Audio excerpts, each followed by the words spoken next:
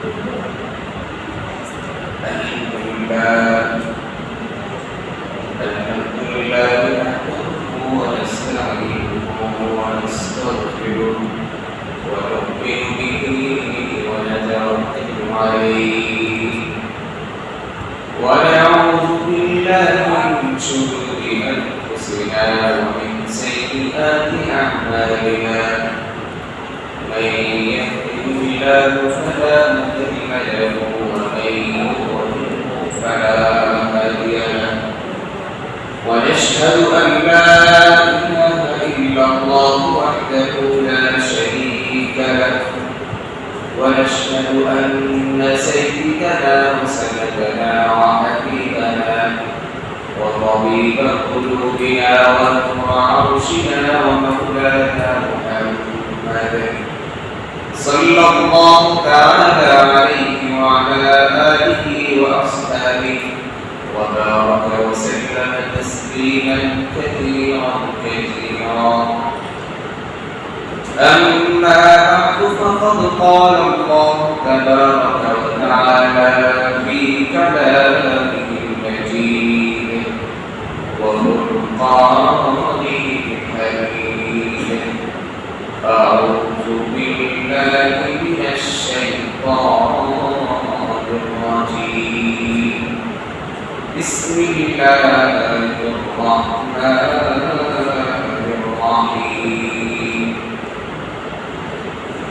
ومن الليل فتهجد به نافلة لك عسى أن يبعثك ربك مقاما محمودا صدق الله العظيم وصدق رسوله النبي الكريم ونحن على ذلك من الشاهدين والشاكرين والحمد لله رب العالمين شكر اللهم صل على سيدنا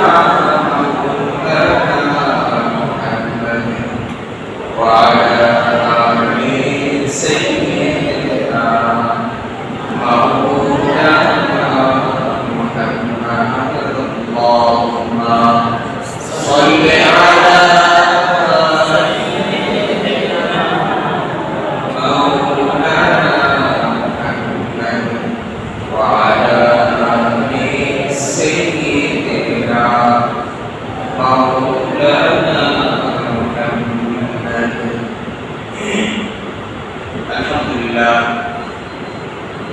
আল্লাহ সুবহানাহু ওয়া তাআলার দরবারে লাখো কোটি অগণিত শুকরিয়া আদায় করছি যে মহান রব্বুল আলামিন আমাদেরকে সুস্থতার সহিত জুমার নামাজ আদায়ের জন্য আল্লাহর প্রশংসার জন্য তৌফিক এনায়েত করেছেন। সেজন্য মহান রব্বুল আলামিনের দরবারে তিনি শুকরিয়া আদায় করি আলহামদুলিল্লাহ। আমরা আমাদের সামনে যে মাসটি আসছে অত্যন্ত বরকতপূর্ণ মাস, মুসলিম উম্মাহর জন্য অনেক তাৎপর্যপূর্ণ একটি মাস হচ্ছে রবিউল আউয়াল মাস। ইসলামের ইতিহাসের সাথে এই মাসের সম্পর্ক ওতপ্রোতভাবে জড়িত, কারণ বিশ্বনবী সাইয়্যিদুনা মুহাম্মদুর রাসূলুল্লাহ সাল্লাল্লাহু আলাইহি ওয়াসাল্লাম এই মাসে আগমন করেছেন এবং এই মাসে তিনি আল্লাহর ডাকে সাড়া দিয়ে চলে গেছেন। এই মাসটি অনেক গুরুত্বপূর্ণ তাৎপর্যপূর্ণ মাস। এই রবিউল আউয়াল মাস হচ্ছে মিলাদুন নবীর মাস, নবীজির জন্মের আগের ভাবে মাস। যাকে সৃষ্টি না করলে বিশ্ব জাহান কোন কায়নাত আল্লাহ তাআলা কিছু সৃষ্টি করতেন না, সেই মহান রব্বুল আলামিন আল্লাহ তাআলা এই মাসে বা রবিউল আউয়াল মাসে তিনি প্রেরণ করেছেন। সুবহানাল্লাহ। আমাদের ধারাবাহিকভাবে পবিত্র ঈদে মিলাদুন নবী সাল্লাল্লাহু আলাইহি ওয়াসাল্লাম উপলক্ষে ও সিরাতুন নবী সাল্লাল্লাহু আলাইহি ওয়াসাল্লাম উপলক্ষে শানে মুস্তাফা সম্মেলন আমাদের অনুষ্ঠিত হবে ইনশাআল্লাহ। যেহেতু রবিউল আউয়ালের চাঁদ উঠেনি, আগামীকাল থেকে ইনশাআল্লাহ আমাদের ধারাবাহিকভাবে এর আলোচনা শুরু হবে ইনশাআল্লাহ।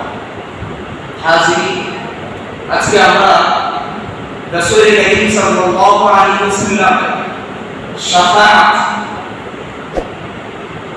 রাসূলুল্লাহ সাল্লাল্লাহু আলাইহি ওয়াসাল্লামের সুপারিশ শাফাআত নিয়ে কিছু আলোচনা করব ইনশাআল্লাহ। যেহেতু বরকতপূর্ণ মাস, আমরা সকলে চাই আল্লাহ তাআলার হাবিব মুহাম্মদ রাসূলুল্লাহ সাল্লাল্লাহু আলাইহি ওয়াসাল্লামের শাফাআত আমাদের সকলের নসিব হোক, আমিন। শাফাআত গুরুত্বপূর্ণ একটি অধ্যায়। আহলে সুন্নাত ওয়াল জামাতের আকীদা অনুযায়ী শাফাআত হচ্ছে আশ-শাফাআত হাক্কুল ফারিদ। শাফাআতটা সাব্যস্ত কোরআন ও হাদিস দ্বারা স্বীকৃত। আল্লামা ইমাম ফখরুদ্দীন রাজি রাহিমাহুল্লাহ তাফসীরে কাবীরের ভিতরে শাফাআত নিয়ে আলোচনা করতে গিয়ে তিনি উল্লেখ করেছেন, আজমাআতিল উম্মাহ আলা আন্না লিমুহাম্মাদ সাল্লাল্লাহু আলাইহি ওয়াসাল্লাম শাফাআতান ফিল আখিরাহ। উম্মাহ এর ব্যাপারে ইজমা হয়েছে, সকলেই ঐক্যমত হয়েছে যে রাসূল করিম সাল্লাল্লাহু আলাইহি ওয়াসাল্লামের জন্য আখিরাতে শাফাআত। শাফাআতটা কি জিনিস, এর পরিচয়টা আমাদের জানতে হবে। শাফাআতের পরিচয় হচ্ছে, অর্থ হলো সুপারিশ। সুপারিশ কারো দাবি আপনাকে সমর্থন করা, কিয়ামতের ময়দানে, কিয়ামতের সেই কঠিন মুহূর্তে অপরাধী ব্যক্তিকে ক্ষমা করে ভেস্তে নিয়ে যাওয়ার জন্য, জান্নাতে নিয়ে যাওয়ার জন্য যে আবেদন, সেটাকে বলা হয় শাফাআত, সুপারিশ। সুবহানাল্লাহ। শাফাআত অনেকগুলো প্রকার আছে। প্রথমত শাফাআত দুই প্রকার। একটি হচ্ছে শাফাআতুল কুবরা বা শাফাআতুল উসমা, বড় শাফাআত। আরেকটি আছে শাফাআতুস সুগরা, ছোট শাফাআত। আবার এই শাফাআতগুলো আবার ৮ শ্রেণীতে বিভক্ত। সুবহানাল্লাহ। বিভিন্ন ধরনের শাফাআত আছে। বিভিন্ন আকীদার কিতাবে ৮ প্রকার শাফাআতের কথা উল্লেখ আছে। শাফাআত আমাদের জানতে হবে, কারণ হচ্ছে বর্তমান সময়ে আমাদের সমাজে ফিতনা ছড়িয়ে দেওয়া হচ্ছে যে নবীজি শাফাআত বলতে কিছু নেই, নবীজি সাল্লাল্লাহু আলাইহি ওয়াসাল্লাম হায়াতুন নবীন, নবীজি সাল্লাল্লাহু আলাইহি ওয়াসাল্লাম শাফাআত বলতে কিছুই নেই, শাফাআত সাব্যস্ত নয়, নবীজি কারোর জন্য শাফাআত করতে পারবেন না। নাউযুবিল্লাহ। এটা বর্তমান সময়ে লামাসুফি সম্প্রদায়, রাইয়ুল মুকাল্লিদিন সম্প্রদায়, যারা নিজেদেরকে সালাফি বলে পরিচয় দেয়, তারা এটা বলে অপপ্রচার চালাচ্ছে শাফাআত বলতে কিছুই নেই। আজকে আমরা ইনশাআল্লাহ কোরআন হাদিস থেকে সংক্ষিপ্ত আকারে শাফাআত নিয়ে কিছু আলোচনা করব ইনশাআল্লাহ। কারণ শাফাআত একটি আলোচনার অধ্যায়, কারণ আমরা সকলেই চাই আমাদের শাফাআত নসিব হোক, নাকি চাই না? চাই, সকলেই চাই। মুমিন মুসলমান বলতে তাদের আবদার, তাদের পাওয়া চাওয়া যে নবী মুহাম্মদ রাসূলুল্লাহ সাল্লাল্লাহু আলাইহি ওয়াসাল্লামের আখিরাতে শাফাআত করবেন। এই শাফাআত আমাদের অবশ্যই বিশ্বাস করতে হবে। শাফাআতের উসবা বলা হয়েছে, বড় শাফাআত কোনটা? সেটি হলো হাসরের মাঠে, হাসরের ময়দান সকল মানুষ দীর্ঘকাল অবস্থান করার পর আল্লাহ তাআলা বিচার কার্য শুরু করবেন না। সকলে হাসরের মাঠে উপস্থিত, সূর্য মাত্র 1 দিগন্ত করে আছে, মাথা মগজগুলো টকবক করে করতে থাকবে, মাটির মধ্যে পড়তে থাকবে। মানুষ একে অপরকে চিনবে না, বাবা ছেলেকে পরিচয় দেবে না, সন্তান পিতাকে পরিচয় দেবে না। এমন একটি কঠিন মুহূর্তে একটি শাফাআত অনুষ্ঠিত হবে। সুবহানাল্লাহ। সেই শাফাআতটি বুখারী শরীফে বিশাল হাদিস এসেছে, আমি সংক্ষিপ্ত আকারে এখানে নোট করেছি। সেই বুখারী শরীফের হাদিসটি হচ্ছে, যখন এই অবস্থা হবে আল্লাহ তাআলা বিচার কার্য শুরু করবেন না, কোন নবী, কোন আম্বিয়া, কোন রাসূল তারা সাহস পাবেন না কথা বলার জন্য, কোন মানুষ টু শব্দ করতে পারবেন না, স্তব্ধ পুরো হাসরের ময়দান এভাবে চলতে থাকবে। তখন লোকেরা সকলে দল বেঁধে সাইয়্যিদুনা আদম আলাইহিস সালাতু ওয়াস সালাম ইসলামের কাছে যাবে, গিয়ে বলবে, আনতা আবুন নাস খালাকাল্লাহু বিয়াদিহি ওয়া আসকানাকা জান্নাতাহু ওয়া আসতাদারাকা মালাইকাতাহু। হে আদম, আপনি তো সকল মানুষের পিতা, আল্লাহ তাআলা আপনাকে স্বয়ং নিজ হাতে তৈরি করেছেন, আল্লাহ তাআলা আপনাকে জান্নাতে বসবাস করিয়েছেন, সকল ফেরেশতারা আপনাকে সিজদা করেছে এবং আল্লাহ তাআলা ওয়া আল্লামা আসমাআ কুল্লা শাই, এবং আল্লাহ তাআলা আপনাকে সকল জিনিসের নাম শিক্ষা দিয়েছেন, আপনি তো সর্বপ্রথম নবী, আপনি আমাদের জন্য সুপারিশ করুন। এই হাসরের ময়দানে আমাদেরকে আল্লাহ তাআলার সামনে বিচার করতে শুরু করার আবেদন করা। তখন হযরত আদম আলাইহিস সালাম তিনি অবগতা প্রকাশ করলেন, তিনি বললেন লাস্তু হুনাকুম, আমি এটার জন্য উপযুক্ত নই, কারণ আমি অনেক বড় অপরাধ করে ফেলেছি, আমি অনেক বড় অপরাধ করে ফেলেছি। ওয়া যাকারা খাতিআতাহু আল্লাতী আসাবা, তিনি ওই সকল গুনাহগুলো উল্লেখ করবেন যেগুলো তার দ্বারা সংঘটিত হয়ে গিয়েছিল। তিনি বলবেন আল্লাহ তাআলা আমাকে নিষিদ্ধ সেই গাছের ফলগুলো নিষিদ্ধ করেছিলেন, আমি সেটা অমান্য করেছি, আমি সেজন্য আমি অপরাধ প্রকাশ করছি, এই কঠিন মুহূর্তে আমি সুপারিশ করতে পারবো না। ইদু ইব্রাহিম খলিলুর রহমান, তোমাদেরকে একটি পরামর্শ দিতে পারি, তোমরা ইব্রাহিম খলিলুল্লাহ, আল্লাহর অন্তরঙ্গ বন্ধু খলিলুল্লাহ ইব্রাহিম আলাইহিস সালামের কাছে যাও, তার কাছে যাও, তার কাছে গিয়ে সুপারিশ করো। তো সকলে মিলে আবার ইব্রাহিম খলিলুল্লাহ, খলিলুর রহমান, যাকে খলিলুল্লাহ বলা হয়েছে, আল্লাহর অন্তরঙ্গ বন্ধু বলা হয়েছে, তার কাছে সকলে যাবে, গিয়ে সুপারিশ করবে, বলে আমাদের জন্য সুপারিশ করো। আল্লাহ তাআলা বিচার কার্য শুরু করছেন না, এটা ব্যবস্থা করুন। তিনি অপরাধ প্রকাশ করবেন, তিনি তার নিজের ভুলগুলো ক্ষমা তিনি উল্লেখ করবেন, তারপর তিনি দেখিয়ে দিবেন তোমরা নূহ আলাইহিস সালামের কাছে যাও, নূহ আলাইহিস সালাম, তোমরা নূহের কাছে যাও। যখন সকল উম্মত মিলে নূহ আলাইহিস সালামের কাছে যাবে, তিনি অপরাধ প্রকাশ করবেন, তিনি বলবেন লাস্তু হুনাকুম, আমি এটার জন্য উপযুক্ত নই, কারণ আমি অসময়ে আমার ভাইয়ের জন্য আমি ক্ষমা চেয়েছিলাম আল্লাহ তাআলার কাছে, আমি অপরাধী, আমি পারবো। এই তো ঈসা আলাইহিস সালাম, তোমরা ঈসা রূহুল্লাহর কাছে যাও, যাকে রূহুল্লাহ বলা হয়, তোমরা ঈসার কাছে যাও। বিশেষ ক্ষমতা আল্লাহ তাআলা তাকে দিয়েছিলেন, তোমরা সকলে মিলে ঈসার কাছে যাও। এভাবে সকলে মিলে ঈসা আলাইহিস সালামের কাছে যাবে, তার কাছে গিয়ে ওইভাবে যখন পেশ করা হবে, আমাদের জন্য সুপারিশ করুন।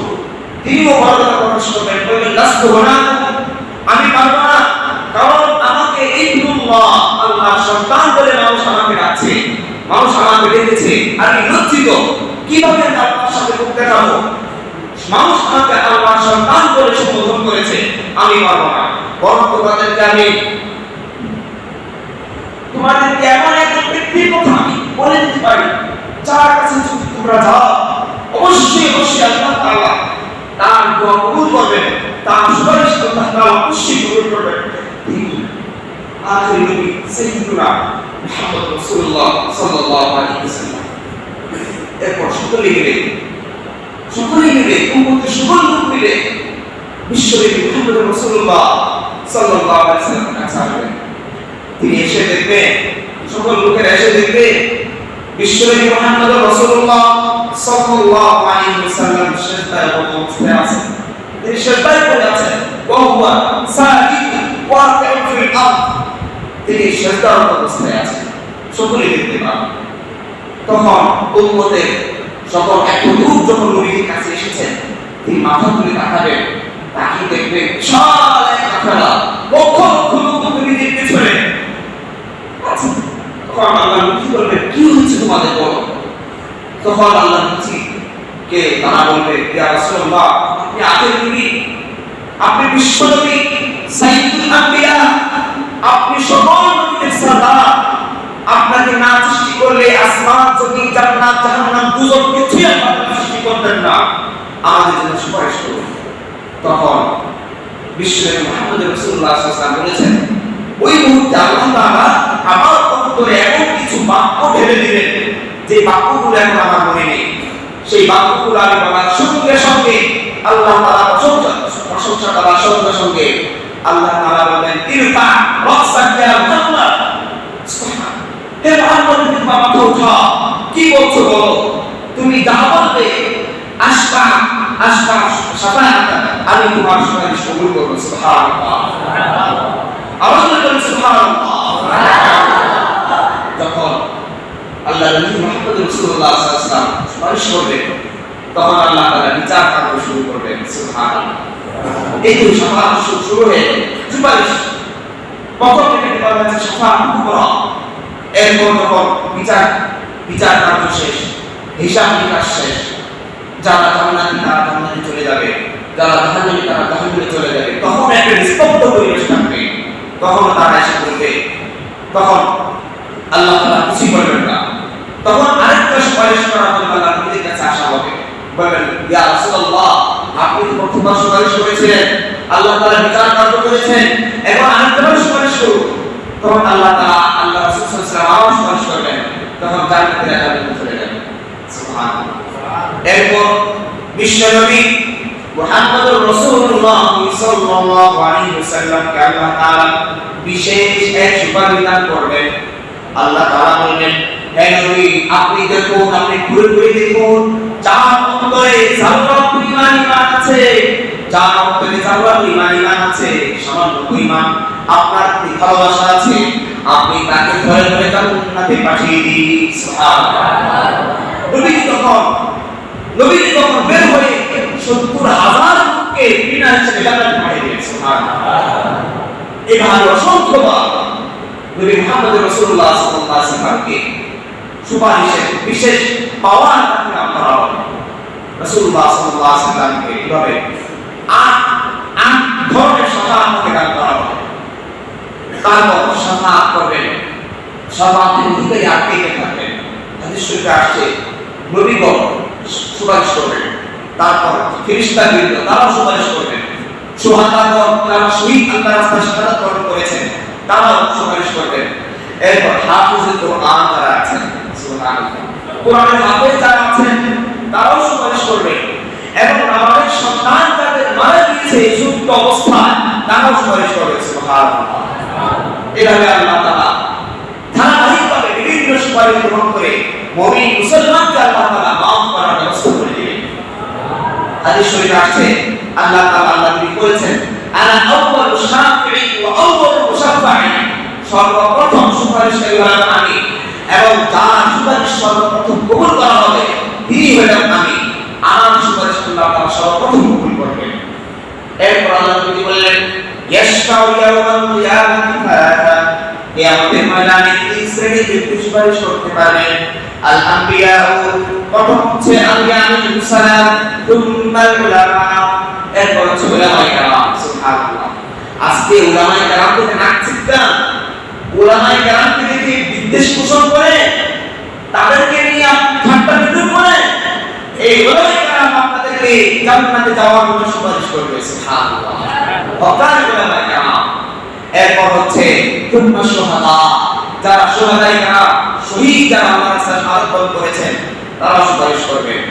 ইয়াশফাউ শাহীদু ফি ৭০ লিন আহলি বাইতিহি, একজন শহীদ আল্লাহর রাস্তায় যে শাহাদাত বরণ করেছে সে তার পরিবার থেকে ৭০ জন লোককে, যাদের জন্য জাহান্নাম অবধারিত হয়ে গিয়েছে, তাদেরকে জাহান্নাম থেকে বের করে জান্নাতে নিয়ে গেছে। সুবহানাল্লাহ।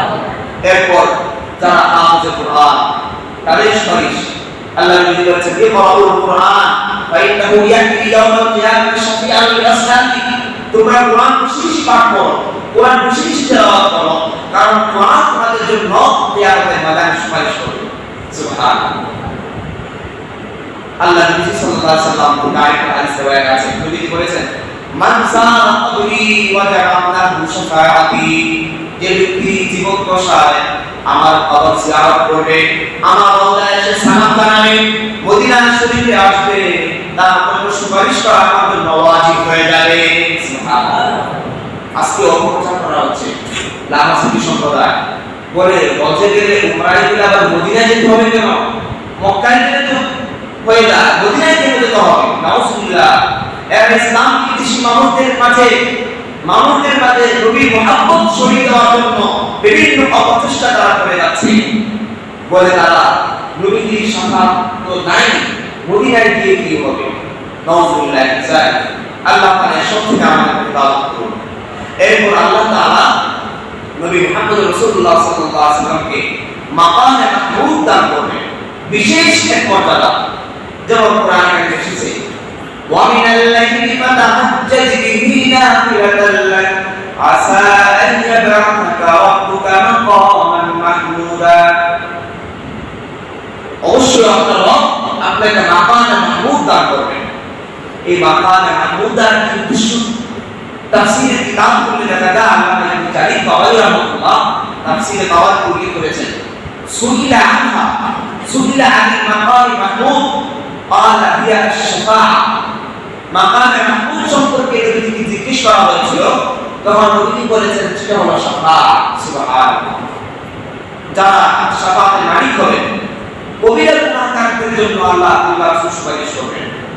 যেমন হাদিসে আসছে, শাফাআতু লিউম্মতি বিআহলিল কাবাইর, আমার উম্মতের মধ্যে যারা কবিরা গুনাহে লিপ্ত তাদের জন্য আমি সুপারিশ করব।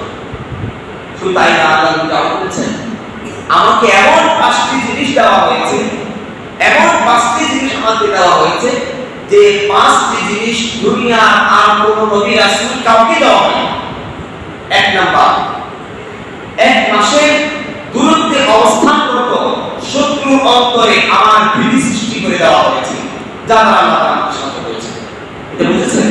সেটা হলো নবী মুহাম্মদ সাল্লাল্লাহু আলাইহি ওয়াসাল্লাম যেখানে থাকতেন সেখান থেকে 1 মাসের দূরত্বে কি পরিমাণ তাহলে এইরকম 1 মাসের দূরত্বে অবস্থানরত একজন কাফের মুশরিক তার অন্তরে নবী ভয় সৃষ্টি করে দিয়েছিলেন আল্লাহ তাআলা, যার মাধ্যমে সে 1 মাস দূরত্বে অবস্থান করে সে নবীজির প্রতি তার ভালোবাসা শ্রদ্ধা তার সামনে ফুটে উঠত। সে ভয়ে কাঁপতে শুরু করে দিত। সুবহানাল্লাহ। এটা আমাকে দেওয়া হয়েছে, কাউকে দেওয়া হয়নি। এরপর নবীজি বললেন আমার জন্য পৃথিবীর সকল জমিনকে মসজিদ বানিয়ে দেওয়া হয়েছে। সুবহানাল্লাহ। অর্থাৎ আমার উম্মত পৃথিবীর যেখানে ইচ্ছা সেখানে নামাজ পড়তে পারবে। জমিনে সমস্ত জমিন আমার উম্মতের জন্য পবিত্র করে দেওয়া হয়েছে, যেটা অন্যান্য নবীদের সময় ছিল না। যেমন অন্যান্য নবীদের সময় নির্ধারিত স্থান ছিল, যেমন আমাদের মসজিদে এসেই নামাজ পড়তে হবে এমন একটা বিধান ছিল। ঘরে বসে বাড়িতে বসে নামাজ পড়লে, দোকানে বসে নামাজ পড়লে নামাজ হয় না, এমন একটা বিধান ছিল ওই সকল নবীদের উম্মতের ক্ষেত্রে। কিন্তু আল্লাহ নবী বলেন আমার উম্মতের জন্য সমস্ত জমিনকে মাটি বানিয়ে দেওয়া, পবিত্র করে দেওয়া হয়েছে, যে জমিনে সে যেখানে ইচ্ছা সেখানে নামাজ পড়তে পারে। সুবহানাল্লাহ। সুযোগ করে দিয়েছেন। এরপর আল্লাহ নবী বলেছেন আমার জন্য গরিবদের মাকে হালাল করা হয়েছে, যা অন্যদের জন্য হালাল করা হয়নি। এরপর নবী বলেন আমাকে শাফাআত দান করা হয়েছে, যা অন্য কাউকে দান করা, অন্য কোনো নবীকে দান করা হয়নি। সুবহানাল্লাহ। এরপর আল্লাহ নবী বলেন অন্যান্য সকল নবী তাদের বিশেষ কওমের জন্য তারা প্রেরিত ছিল, বিশেষ সম্প্রদায়ের জন্য। যেমন মুসা আলাইহিস সালাম বনী ইসরাঈলের জন্য প্রেরিত ছিলেন, কিন্তু আমি মুহাম্মদ সমস্ত পৃথিবী সৃষ্টির পর থেকে কিয়ামত পর্যন্ত ইসরাঈল আলাইহিস সালাম সিদ্ধান্ত দেওয়া পর্যন্ত যত মানুষ দুনিয়া আসবে সমস্ত মানুষের জন্য আমি প্রেরিত। সুবহানাল্লাহ। এভাবে আল্লাহ নবী সাল্লাল্লাহু আলাইহি ওয়াসাল্লাম অনেক তার শাফাআতের ব্যাপারে অনেক হাদিস আছে। যেমন কোরআনে কারীমের হাফেজের সম্পর্কে বলা হয়েছে মান ক্বারাআল কুরআনা ওয়া হাফিজাহু, যে ব্যক্তি কোরআন পাঠ করবে এবং তা হিফজ করবে, অর্থাৎ কোরআনের হাফেজ হবে, আদখালাহুল্লাহুল জান্নাহ, আল্লাহ তাকে জান্নাতে প্রবেশ করাবেন। ওয়া শাফাআহু ফি আশরাতিন মিন আহলি বাইতিহি ক্বাদ ইস্তাওজাবান নার, এবং সেই হাফেজ কোরআন এবং 10 জনকে বেছে বেছে জান্নাতে নিয়ে যেতে পারবেন, যে 10 জনের জন্য জাহান্নাম ওয়াজিব হয়ে গিয়েছে, জাহান্নাম আবশ্যক হয়ে গিয়েছে, এবং 10 জনকে বাছাই করে সে একজন শুধুমাত্র কোরআনের হাফেজ যে হবে তাকে আল্লাহ তাআলা ক্ষমতা দান করবেন। সেই এই কোরআনের হাফেজকে বেছে বেছে 10 জনকে জান্নাতে নিয়ে যাবেন। সুবহানাল্লাহ। এবং আল্লাহ নবী হাদিসের শেষে বলেছেন এবং কোরআনের হাফেজের যে পিতামাতা আল্লাহ তাআলা তাদেরকে বিশেষ এক মর্যাদা দান করবেন, যে মর্যাদা দেখে আল্লাহ কিয়ামতের ময়দানে সকলেই তারা বুঝতে পারবে যে এদের সন্তান কোরআনের হাফেজ ছিল। সুবহানাল্লাহ। তাহলে আমাদের সন্তানদেরকে অবশ্যই হাফেজ বানাতে হবে, কোরআনের শিক্ষা দিতে হবে, প্রাথমিক শিক্ষা কোরআন দিতে হবে। যদি আমরা প্রাথমিক শিক্ষা কোরআন না দিই তাহলে আমার ছেলে এক পর্যায়ে আজকে ইসলাম বিরোধী যারা কথা বলে, নাস্তিকবাদী বিশ্বাসী যারা, তাদের খোঁজ নিয়ে দেখেন তারা ছোট্টবেলা কোরআন শিক্ষা পায় না, কোরআন হাদিসের শিক্ষা ছোটবেলা পায় নাই। যদি তারা পাইত অবশ্যই তারা নাস্তিকবাদের দিকে তারা ধাবিত হতো না। হাজরিন, আমাদের সন্তানদেরকে কোরআনের শিক্ষা দিতে হবে, কোরআনের আলো পৌঁছে দিতে হবে, কোরআন বিশ্বের কাছে পৌঁছে দিতে হবে। আল্লাহ তাআলা আমাদের সকলকে নবী মুহাম্মদ সাল্লাল্লাহু আলাইহি ওয়াসাল্লামের শাফাআত নসিব করুন এবং সকলকে কবুলের মঞ্জুর করুন। আমিন। ওয়া আখিরু দাওয়ানা আলহামদুলিল্লাহি রাব্বিল আলামিন। যারা